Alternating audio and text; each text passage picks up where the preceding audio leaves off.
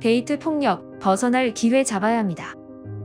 폭력적인 연인을 벗어나고 싶은데 무서워서 신고를 못하겠어요. 반드시 신체적 폭행이어야만 신고와 고소가 가능한가요? 안녕하세요. 법무법인 로블입니다. 안전이별이라는 말을 한 번쯤은 들어보셨을 것입니다. 같은 선상에 놓이기 부자연스러운 듯한 두 단어는 어느 순간 우리 사회에서 익숙한 하나의 용어이자 현상으로 자리 잡았습니다. 빚이 많으니 돈을 좀 빌려달라고 하라거나 상대가 먼저 정이 떨어지도록 행동하라는 식의 안전 이별 팁은 인터넷에 조금만 검색해 보아도 어렵지 않게 확인할 수 있습니다.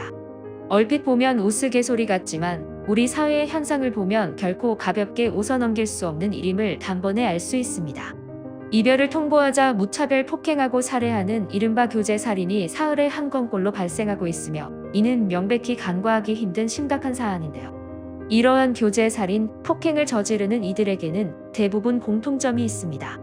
바로 교제할 때도 꾸준히 데이트 폭력을 저질러 왔다는 것입니다.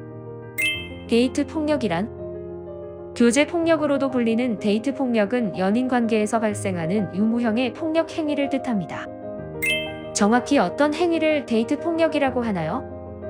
직관적으로는 신체의 유형력을 행사하는 폭행, 위험한 흉기나 물건으로 폭행하는 특수폭행, 이를 통한 상해나 특수상해 등이 있습니다.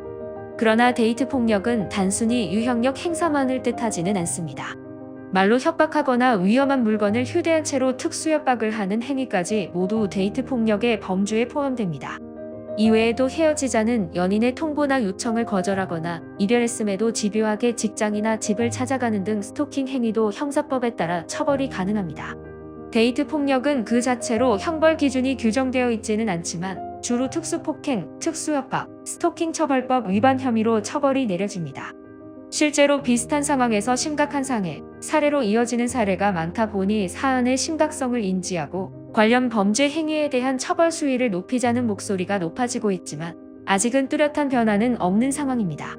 다만 자주 발생하는 스토킹 범죄의 경우 3년까지의 징역이나 3천만 원 이하 벌금형으로 처벌하는데 이제는 유죄 판결이 나기 전이어도 최대 9개월까지 잠정적으로 스토킹 범죄자에게 전자장치를 부착할 수 있게 개정되었습니다. 전자장치를 부착한 채로 피해자에게 접근하면 경찰과 피해자에게 경고 메시지가 도착해 미리 적절한 대비를 할 수 있습니다. 데이트 폭력 피해자가 훨씬 안전하게 자신을 보호할 수 있다는 점에서 유의미한 개정입니다. 과거에 맞았던 것도 처벌이 가능한가요? 특히나 연인이라면 폭행 이후 가해자들이 용서를 빌면서 다시 관계를 이어가자고 회유하기 때문에 실제 신고로 이어지지 않는 경우도 많습니다. 그런 식으로 장기간 이어진 데이트 폭력 혹은 과거의 폭행을 지속적으로 당한 사례는 흔적이나 증거를 찾기도 애매한데요. 명확한 증거가 없어 고소하기도 어려울 것으로 생각하시겠지만 최근 지방법원의 하급심 판례를 보면 꼭 그렇지도 않습니다. 전반적인 경향을 살펴보면 진단서 등 명확한 증거가 없는 과거의 교제 폭력이라고 해도 피해자의 진술이 일관되고 구체적이라면 피해 주장이 받아들여지기도 했습니다. 당사자들의 관계가 명확하고 가해 행위가 지속적으로 이뤄졌다는 정황상의 증거가 있을 때 과거의 폭행도 처벌이 가능하다는 판시가 주를 이룹니다. 다만 그러한 정황상의 증거를 모으고 피해를 주장하려면 반드시 대리인 조력을 받고 적극적으로 수사기관의 도움을 요청해 추가 피해 발생을 막는 것이 무엇보다 중요합니다. 활용할 수 있는 증거로는 문자나 카카오톡 대화 내용, 사진 및 동영상, 통화 또는 대화 녹음 등이 있으니 참고해 주시고 상황에 따른 구체적인 전략을 대리인을 통해 수립하는 것이 바람직합니다. 더는 두려움에 떨지 않게 법무법인 로블이 함께하겠습니다.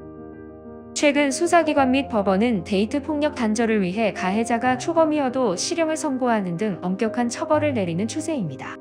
문제는 그럼에도 불구하고 피해자들이 적극적으로 신고하지 못한다는 점입니다. 아무래도 데이트 폭력은 폭행과 가스라이팅에 장기간 노출되어 무기력해진 피해자가 이를 범죄로 인식하지 못하거나 인식하더라도 보복이 두려워 행동으로 옮기기가 어려운 사안이긴 합니다. 하지만 그렇다고 해서 가만히 멈춰 있는다면 어떤 것도 바꿀 수 없습니다. 두렵고 무서운 마음이 크시겠지만 법리적인 부분을 활용하여 관계 단절부터 분리 조치까지 안전 이별을 위한 모든 절차를 도울 조력자를 찾으시라는 당부를 반드시 드리고 싶습니다.